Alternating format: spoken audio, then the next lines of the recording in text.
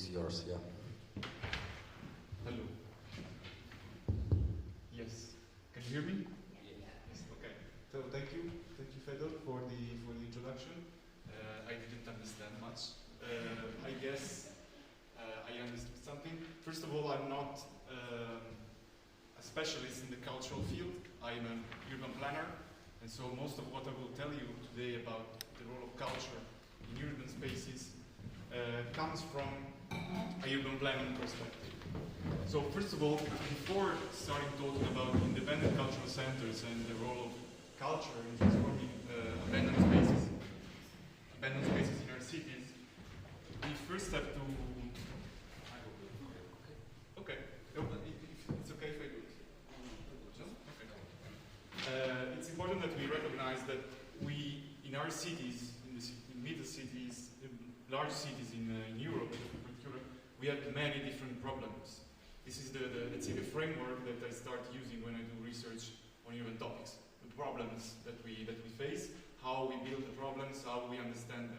And we have new problems. We have energy problems. We have the abandonment of spaces. But we have long problems that have been present for a really long time. So unemployment, for instance, social integration, social cohesion, for instance, mobility here. You can see this is a picture from Paris in the 90s. But we also have to recognize, next slide, thank you, that our cities are not being transformed generally through the approach that independent cultural centers propose. Most of the cities are not transformed through an adaptive reuse of spaces. They are not based on an integrated approach with culture, social activities, and urban and architectural transformation. They are mostly transformed through top-down planning processes or through market-based transformations. I would say 99% of our urban spaces are developed this way, and we must recognize this before focusing on and exploring in detail what is the role of culture today in culture and independent cultural centers in our cities. And before going to culture, we also have to recognize that we have many other different approaches to the transformation of cities. One of them, for instance, is the development of welfare services from citizen initiatives. This is a former mental hospital in Milan that was transformed as a hostel, giving work and giving jobs to the previous occupants of this mental health hospital. Or projects working next on agriculture, so taking over former agricultural spaces and transforming them through the use of agriculture instead of culture. Or, thank you, or projects focusing on housing and the provision of housing services in our cities. For instance, in Germany and in Switzerland, a lot of organizations are promoting and, let's say, facilitating the development of these projects. But, next, we focus on the role of culture and hybrid and independent cultural centers. Every, let's say, country, every network has its own frame to define somehow specific and integrated types of cultural spaces. You can see here, this is a research that came out last week about the role of culture in the metropolitan area of Paris. And this map specifically focuses on what they call hybrid cultural spaces. Many of them are independent cultural spaces, many of them are third spaces, as what they call. They look like a lot of spaces. But thinking about what I said at the beginning, there is a whole metropolitan area, and this is just 200 spaces across the 12 million people metropolitan area. So they look like a lot. There is a wave of projects going up. At the same time, it is not structural yet. And we all know many projects across Europe. Capelli, for instance, is one of the main, the most famous, one of the first coming up in Finland. It's the biggest in Finland. Or next, other projects coming up also from post-communist countries, like Centro Cultural Blai in Timisoara. But instead of presenting some case studies and telling you, oh, they did this way, they did this that way, it works, it doesn't work, With Federal, we thought about having a presentation about the specific aspects that make these centers strong and weak at the same time. What are the aspects that make them strong, that facilitates their development, but at the same time constitute a weakness in their own development? And the first aspect, yes, thank you. The first aspect is related to the way that these processes are developed and how they are started. Many of these processes start with a problem, start with a group of people recognizing a problem, the lack of some service, the presence of an abandoned building, something that motivates them to act. When they act, though, they don't have a solution yet, because if they had already a solution, they would not have a problem. And so, in this engagement with this problem, they try and find solutions. And looking for solutions, they took inspiration from here, from there, from other cities, other countries. So, if I make the example, for instance, this is the project Communities in Athens, where recognizing the presence of a lot of abandoned buildings from the turn of the centuries, around the 19th century, in the Betaxurgiu neighborhood, an architect, also working in cultural management, imported some ideas, some concepts on how to transform these buildings from Germany. We saw with the idea of cultural commoning, for instance, that was not developed in Greece at the time, but also the concept of bartering. So asking the owners, it was privately owned buildings, asking the owners to get the building for a certain period of time in exchange for the renovation of the buildings. And trying to find a proper way to transform these buildings and to give life to them is what makes these projects innovative. They import and they develop new solutions that then others can reproduce in their own context. Next. At the same time, this is we have to recognize this. This constant engagement with this problematic situation, with this lack of solutions, is also what makes these processes really stressful. There is no manual. There is a manual that can tell you how to do this kind of projects. And if there is a manual, I will not recommend it, because every project is really specific. Every situation and every goal that every organization has is quite unique and quite specific. And so the value that they have as innovative is also what makes them weak in terms of stress and lack of knowledge that they have at the beginning. Next. So this is, I didn't mention before, all this knowledge about the communities in project comes from a research I did for the University of Venice, and this is another research that we did for the Ministry of Culture, where we mapped all the culture-based urban regeneration processes in Italy, and we found around 200 projects across the country. And one of the main topics that came out that we mapped is how do these projects orient their activities? What is that drives them in their motivations? And what came up is that most of them, they are not just focusing on culture. They are not just doing cultural and artistic activities, but they are mixing it with many other different types of activity. They are mixing different disciplines in their own cultural centers, and they are mixing cultural activities with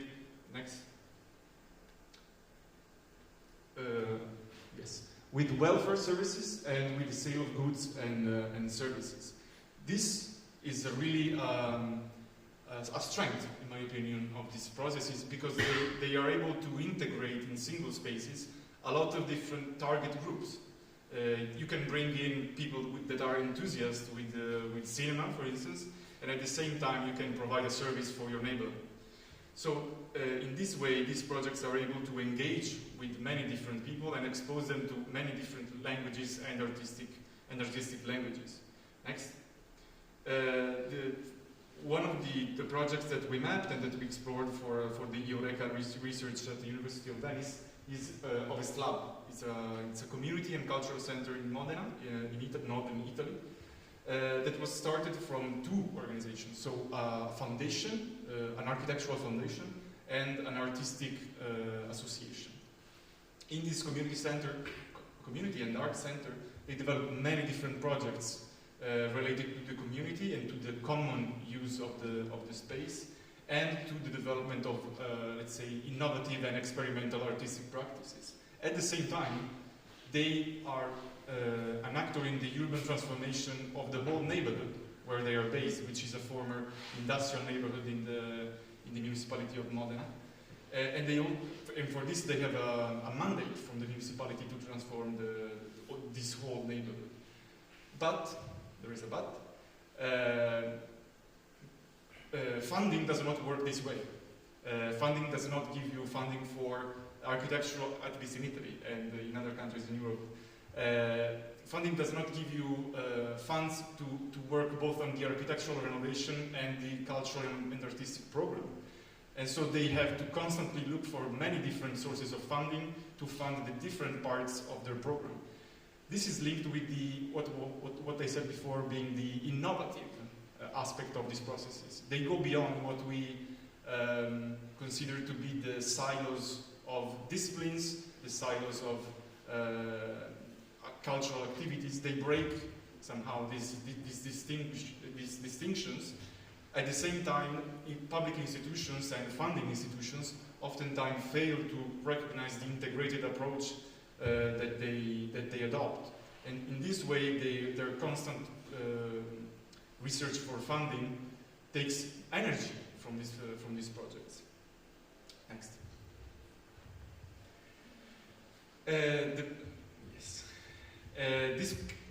This part of the presentation comes from my PhD research. If I understood correctly, Fedor told you I did part of my research on Stanica and on Nova Synagoga. The other half of the research was on this cultural center in the northern suburbs of Paris. It's a project called Mandov. It was started in the 90s, and it was driven by a strong activism motivation to connect urban transformation and artistic practices. The idea that they had at the beginning, and they still have today, is that artistic production is a civic right. Every citizen can be an artist, and this artistic practice is connected with urban action. This is generally their framework. Over time, they developed many different projects. They engaged with the local schools, they engaged with local prisons, they had artistic residencies.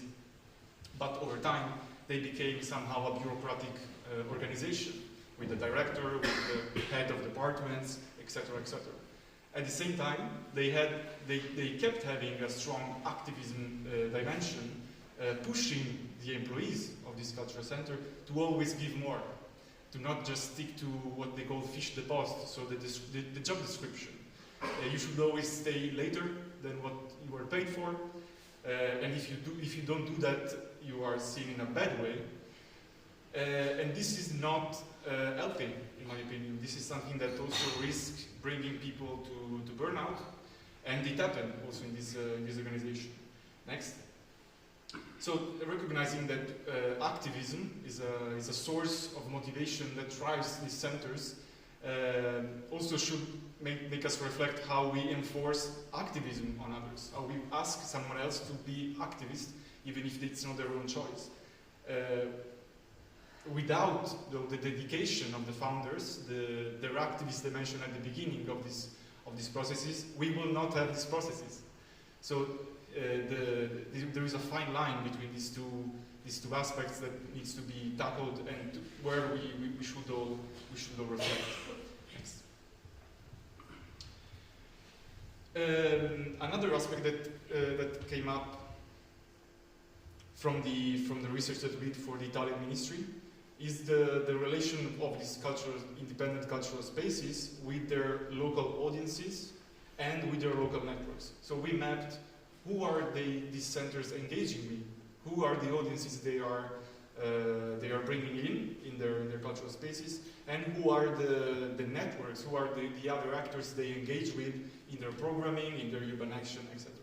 And what came up is that, as you can see on the left, the majority and the biggest majority of spaces engage mostly with actors and with audiences at the neighborhood and the municipal level. And the actors they work with, so which other public institutions, which other cultural actors, with which committees, etc., which networks do you work with are municipal. So they mostly work with actors surrounding them. And this is really useful to integrate these projects within the local social infrastructure. You become part of what is let's say, the mental map that people have of your city, and you are a reference space in this context. So, in the idea of having abandoned spaces being transformed, you take a place that used to be out of the mind of people, that was not part of what they considered, let's say, the map that they used to navigate the city. You take it back inside this infrastructure. Next. On the other side, this is was a cultural space in Verona called Interzona, where I had been an activist for 10 years. Other spaces took a different approach. In this project, we saw ourselves as pioneers, as an island inside a municipality that did not want us. It was a really strong feeling within the organization. And so we mostly engaged with Transeuropol, with other centers across Europe. We mostly didn't engage with our local actors. And the inspirations that we had as well were mostly from Berlin, from London, from Dresden, but never from across the street. And this was really interesting in bringing something different to our local context and being innovative, as I said before. Next. And both these two approaches have some weaknesses. On one side, being exclusively local risks avoiding pushing something new within your local context. You can risk being too, let's say, too common in the local context, and on the other side, being too isolated risks, let's say, disconnecting you from the local context. And in particular, next. Yes, yes, that one. Yes. In particular, this is relevant in terms of stakeholder work. In the case of Interzona, I think it's really instructive of what not to do. We were an island in our local context, and when the storm came, when our building was taken from us by the owners, we had no local support. So we had hundreds of letters from across Europe that were sent to the municipality and to the owners of the building, which was a non-profit foundation, and they totally disregarded these letters. For them, they were not relevant actors to be heard. For instance, I remember this exchange that we had with the pizzeria that was in front of our cultural center, so Italian. And so we were backing up. We were dismantling this 2,000 square meters cultural space, and we were there for dinner. And we asked the owner of the pizzeria, "Oh, will you miss us?" And he asked us, "Who are you?" Yes. So that is really instructive of what not to do. We were bringing really interesting things, I think, in the local context, but focusing too much on the international and the supra-local level was a problem. And we must also recognize that this is something that I learned from the guys from Nova Cvernovka.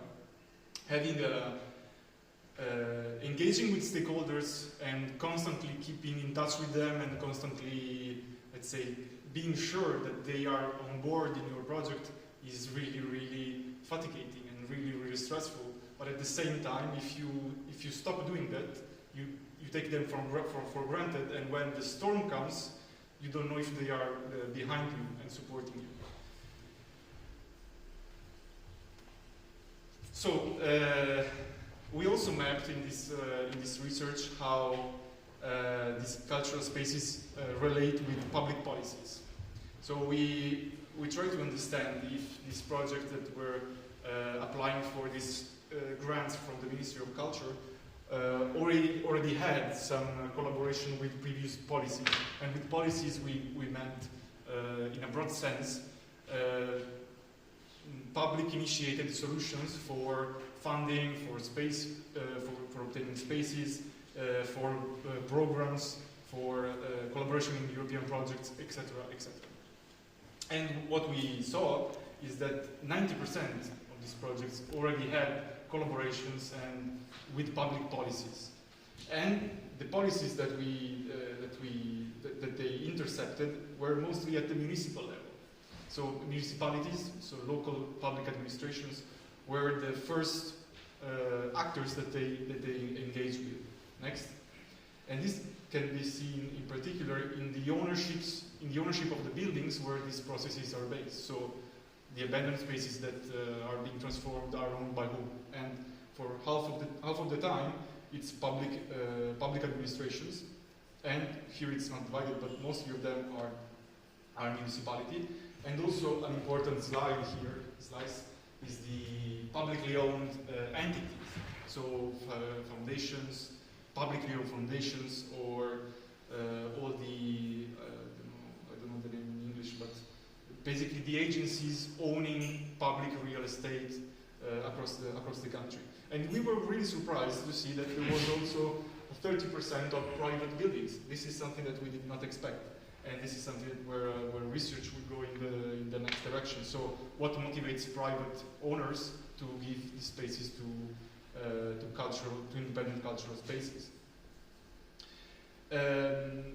Yes, Civic does not mean being totally detached from the public administrations, and these kind of administrations can play a relevant role in enabling the development of these processes in many different ways. So one is funding, of course, one is giving space, and giving space is it's a key word, I would say, to understand how we need to enlarge and expand the space that we need, not just metaphorically, but also getting more spaces to transform this way.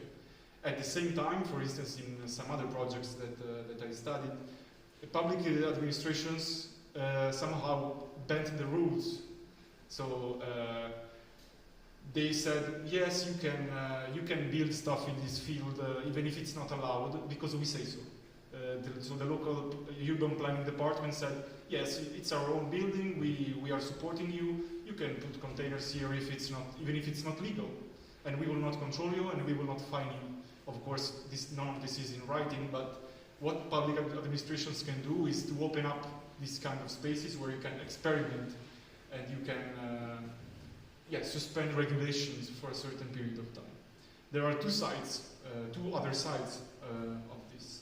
In many contexts, like in the context of Verona that I told you before, public administrations may not be willing to give you space at all for political reasons or for economic reasons.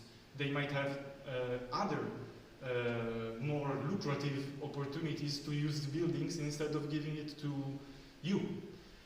On the other side as well, when they offer you support, they can ask you to abide with the regulations. So in the French case I was telling you before, the organization had to, in order to obtain funding, increasing funding from the region, the municipality, the department, the state, they had to constantly change the way they organized internally to abide the regulations of the state and the municipality, etc. And so the closer you get with the public administration, the closer you risk having to adapt the way you work to what these administrations want. This is also related to the audiences and to the idea of community.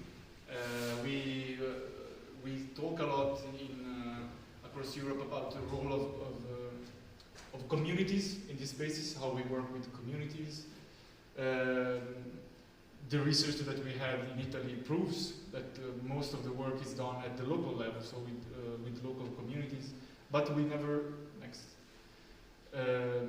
from a normative perspective, so on what should these places be, we should never forget the importance of being public spaces.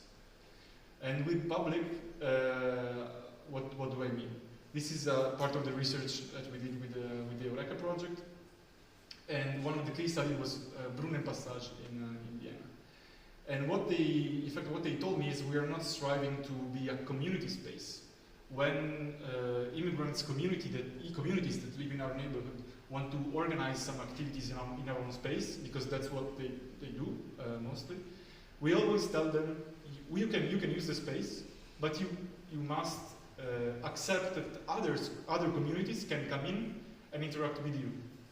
So that these spaces and the engagement that they have with the local communities is not made to create safe spaces. It's not to create places where people feel within their own bubble.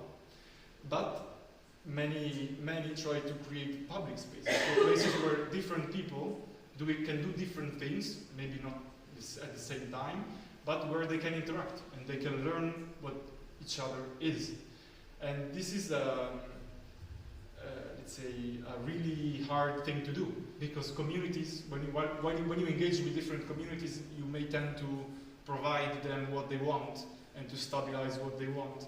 At the same time, it risks leading to a loss in this public dimension, that is actually the core aspect of these spaces, in my opinion. So transforming buildings, not just reintegrating them in the map of the city for people, but also to have them as public spaces where you can come, you can stay, you can do different things, where the accessibility is really low.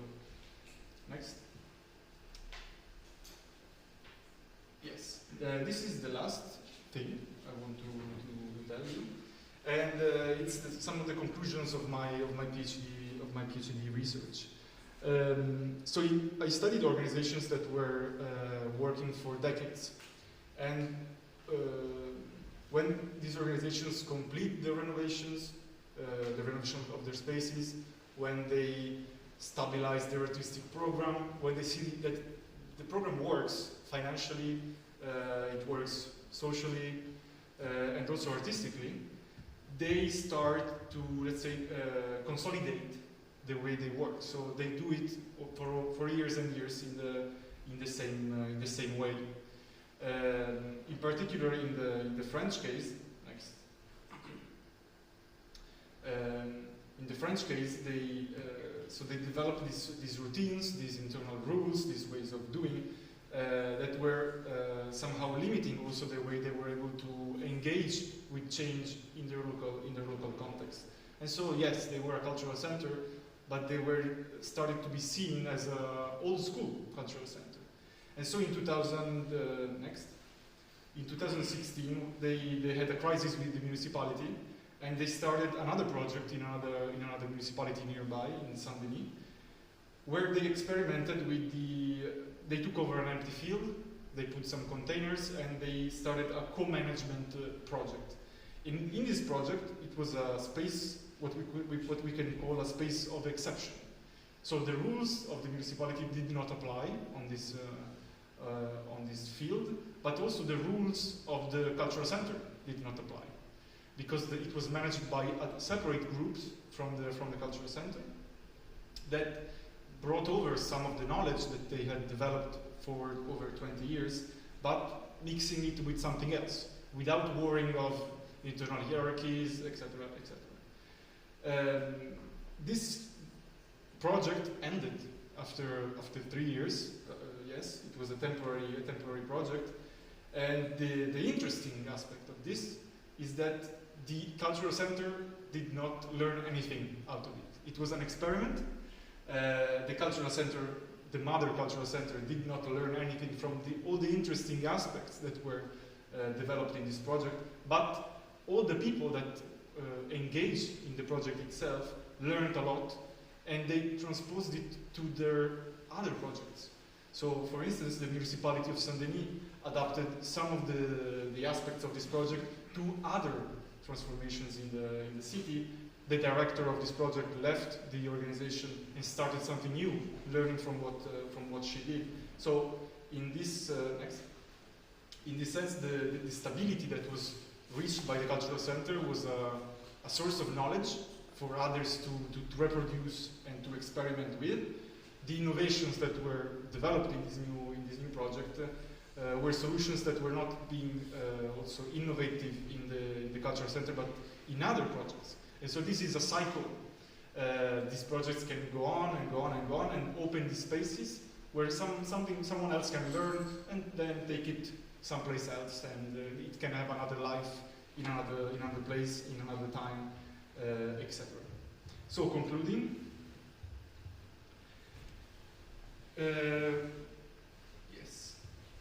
concluding, I want to let's say, stress the fact that these processes are spaces of experimentation. I would say this is the main aspect I see value in, beside the artistic and the cultural aspects. In an urban planning perspective, independent cultural spaces are important because they are public and because they are experimental. As I try to tell you, at the same time, they are imperfect and unstable. It's always, as you know, it's always a thin line between all these different aspects, between positive and negative of each choice. And connecting this connecting this with the broader picture that I gave you at the beginning, we must recognize the limitedness of these approaches, and the fact that market actors and public administrations still have let's say, still control the majority of the ways we organize our cities, and they still have to adapt to, let's say, to recognize the value of these projects in many different contexts. And so I leave you with some open questions that we can discuss also in the now and later. So the first one is, how can these approaches be mainstreamed? So how can these approaches be learned by public administrations in terms of integration in urban planning procedures, in public policies, taking more space from other ways of doing the city? What is the role of these initiatives in facing new challenges? We see a lot of new problems, as I said at the beginning. So the energy crisis that we are facing, the housing shortage, the climate transition that we are facing, and also related to the dimension of activism that I said before. How can we deal with issues of power within these initiatives, and with considering also the influence of the external stakeholders in the way these processes are organized. Thank you. Thank you.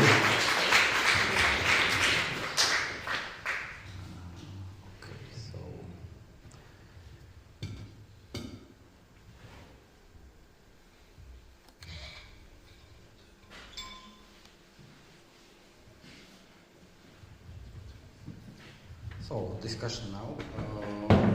Maybe you have some questions, so feel free to raise your hand and to ask.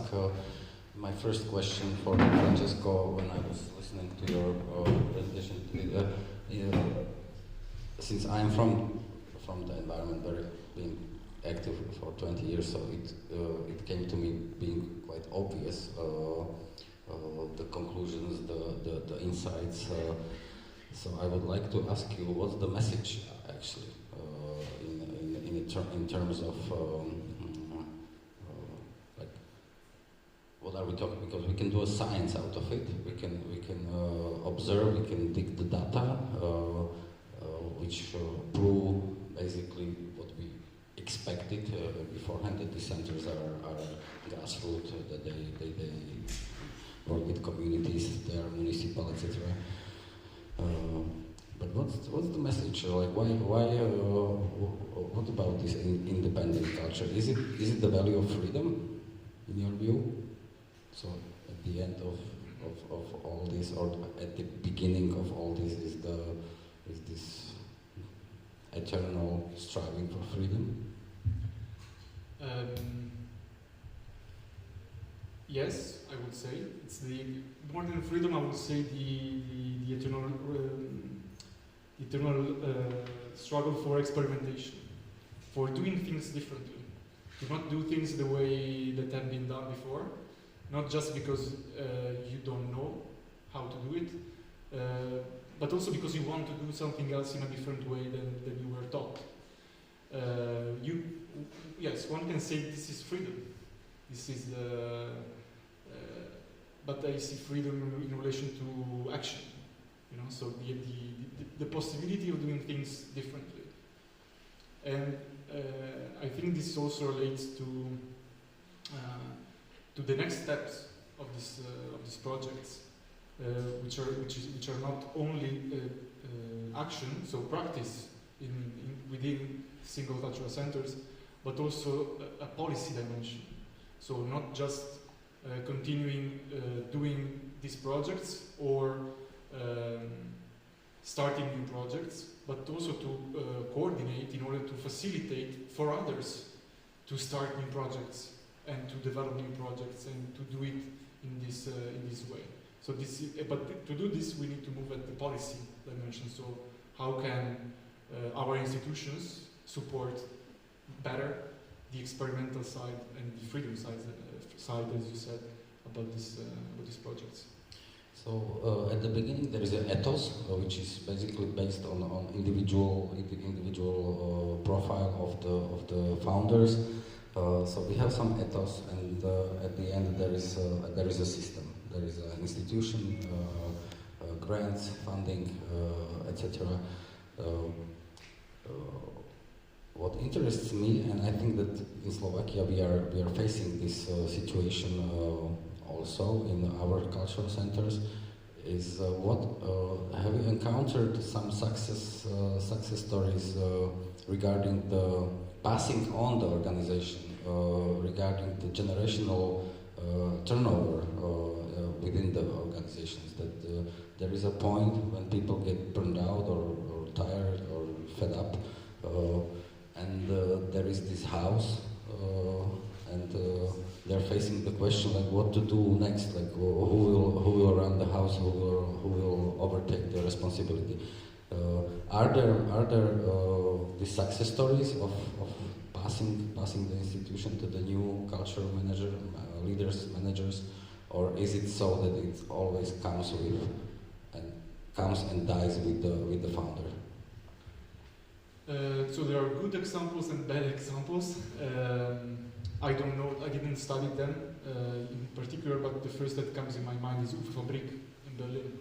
They have been in existence for over 40 years, and the present director was born there. So he's the son of some of the founders. This is, I would say, a successful exchange of generation. This is the process relates to what you said before. So having an initial ethos of initial group of people, the point is to socialize the ethos. So to move the ethos from the single person to the organization and to have it continue and to reproduce within the organization. For instance, in Interzona, in my previous organization, I was in the fourth generation. I was the fourth generation of the organization because it was founded in '93. I was 2 years old when it was founded, so I was not a founder. But I entered in 2010. I stayed there until 2019, and I never actually met any of the founders. I met some guys that entered 2-3 years afterwards, but the founders, I actually met them this year for other reasons. And in this way, the organization continued over time, but it continued because we were stable. We were facing the same situations over time, and so you entered, you were a volunteer, you learned how it worked, and then I finished and I was in the board of directors. But then the problem comes when you face a problem, when you face a new crisis. And in that situation, we were not able to, we knew how we should have done things as it was in the past, but we did not know how to mobilize as an organization to face the new problems. And so a lot of people said to me when I proposed to do things differently, we have been doing this way since the beginning. and they were not there at the beginning. But the idea is that these organizations become institutions, and they think that the way of doing things is already set. You cannot change it. And so the difficulty is not just to reproduce, but to reproduce and being able to look back and be flexible also about the rules that you inherit in action. So giving to the new generation, but also giving them freedom to do things differently. When you compare the Paris center, I don't know the name, what is it? Mandor. Mandor, okay. So it's handwork, basically. Okay, so when you did this research, which took you several years to complete with this Žilina new synagogue group of people, and if you enlarge or deduce to the broader Slovak context or broader Paris context or French context, do you see some structural differences in approach between regarding the former East and former West division? Have you seen something very specific about these initiatives taking place here in Slovakia, which is really unique comparing to the France or Italy, or is it the same story around? Well, I would say that the main difference is at the beginnings. When Stanica was started in the 90s, Struxvej was started in the 90s and then Stanica. At the same time, Mandov was started in France. The role of public administrations and institutions in the two it's quite opposite. So Stanica was started as an organization and it developed autonomously. In the French case, as in many other cases in that moment in that country, the Ministry of Culture was among the first founders. They give them a check of 1 million euros to start the project, because it was already a public discussion about this topic, and they already had what I could say an ecosystem of strong institutions working on the topic. So it was a policy field with already a lot of actors working on the topic. And so when you start something new, they were already on you to help you and also to promote their own way of doing things. And in this sense, I also see a difference in the way that now, for instance, in Italy and in France, and also I would say with the European Commission, we speak and we talk about the role of independent cultural centers in urban planning and in urban transformation with Slovakia. Here, the focus is particular on culture, so it's on the artistic side. While, for instance, in Italy, the artistic side is quite disregarded. There is no, so there is an instrumental perspective about art and culture for urban development. So it's an instrument for something else. And in this way, let's say the value of art is lost, because it's just a way for many to just generate value in terms of value of land, value of buildings, urban transformation, etc. And this is a staggering difference. And in France even more, I would say, because while in Italy and in Slovakia we have a long-term perspective. So we take a building and the idea is to stay there for decades, because that's what, let's say, we often take for granted. In France they have a really strong and pricing market, housing market, real estate market. And so in the last years they have been doing temporary projects. So they use art and culture to use temporary space to reevaluate it for someone else to then use it. And this is what we observe almost everywhere in the West. Basically, culture, artists, culture, activists becoming instrument of gentrification of certain areas and then being kicked out because the prices go so far. So because they are basically successful. So they are punished for this success because there are different interests behind. To me, what comes as a difference is the role of culture, which we inherited here from the communism, perhaps, that it also overtook the role of a political opposition. basically that also those cultural centers in Slovakia often rise as a centers of some kind of political opposition. So they are much more politicized. Do you agree? I actually don't know the debate in Slovakia, so I don't know that. But what I can tell you is I see this difference between Italy and France. In France, these organizations that are also linked with the real estate market, they are political.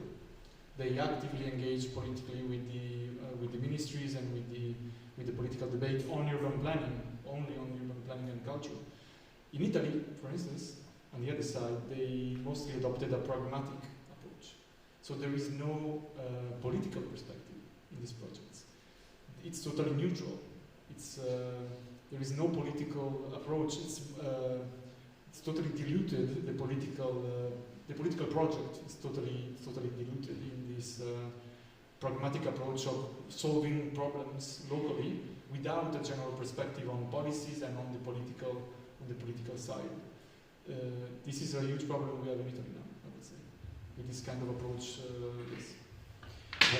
Last question from me, and then the floor is yours. From the question from the audience. Have you seen some example of a public initiative building independent cultural spaces, so to say, grassroots? That there doesn't exist the founding. There is no activism behind, but it's still being grassroots, but organized top bottom from the local municipality, from the regional government, etc. Yeah, this is more and more common in Italy and in France, in particular in France. For instance, the case of Ovest Lab in Modena, they are a foundation and an association, but actually the project was started by the municipality. The municipality wanted to regenerate the neighborhood. They developed the idea of having this cultural center. They started the project. They tried to run it, and they failed completely because they did not have the skills to do it. And so they launched a public call. This organization censored, and they took over the project. And since then, they are mobilizing the community and the grassroots there. In France, many projects are now public-private, in the sense of private as run by associations in collaborations with the municipalities. So in a case that a friend is managing, she's a project manager for the municipality in a small neighborhood in the northern suburbs of Paris. The municipality bought this 4,000 square meters former film production factory to create a cultural space, a cultural and public space. And so she's having both the problems, so the problems of having a grassroots cultural center, so not knowing how to do and always finding new solutions as she goes along, and at the same time building a dialogue within the public administration. So she has two bosses, the urban planning department and the cultural department, and she doesn't know who is the boss. She should, when they give different directions, she doesn't know what to do. But they are doing this in connection with local associations. So they are bringing in local associations to do some parts of the program and to engage with different parts of the community. In France, in particular, public administrations have, I would say, recognized a bit more than in Italy the value of this approach, and so they are more prone to give space to these projects, even if temporarily, to experiment and to do what they can do to open up these spaces. Yes. Okay. Questions?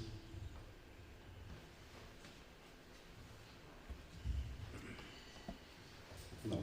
Oh, you can scream, please.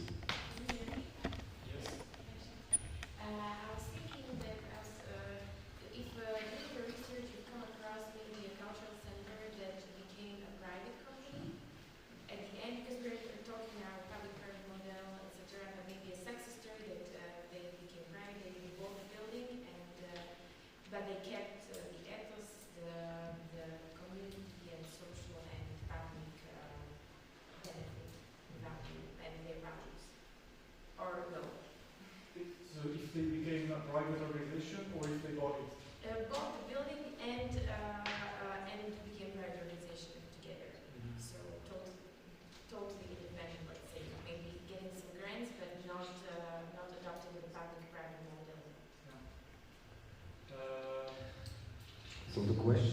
I really understand it well, about this way of re-establishing the initiative which comes from the NGO and evolves into a proper business entity.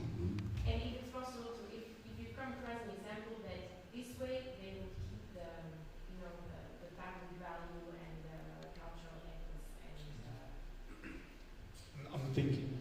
It was not the ones I know. So the case I was telling about in Modena, they are still an association,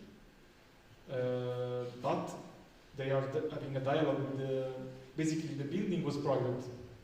The municipality paid the rent to the owner. A few years ago they bought it from this private owner, and now they are selling it to this association.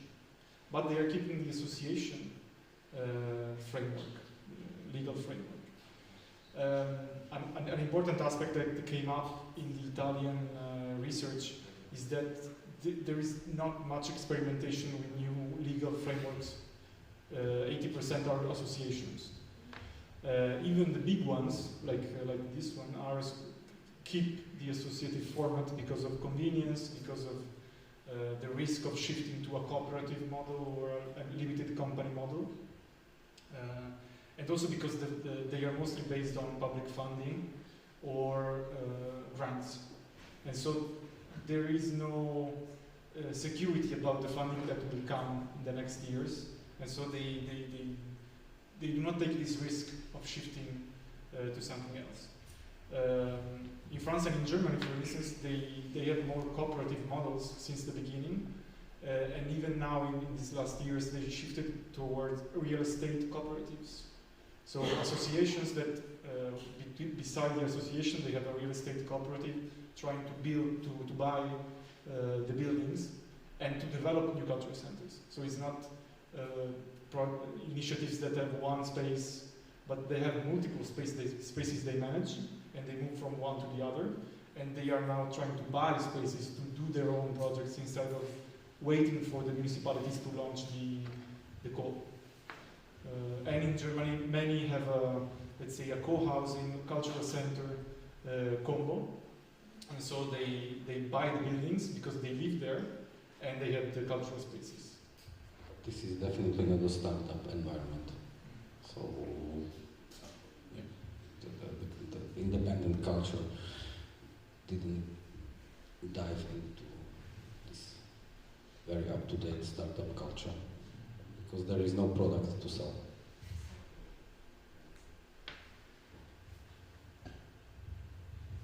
Good feelings in the good times, maybe, is the product.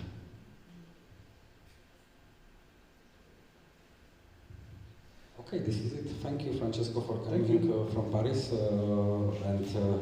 Let's have a break now, and then we will go on with the diskusia o právnych formách. Ďakujem.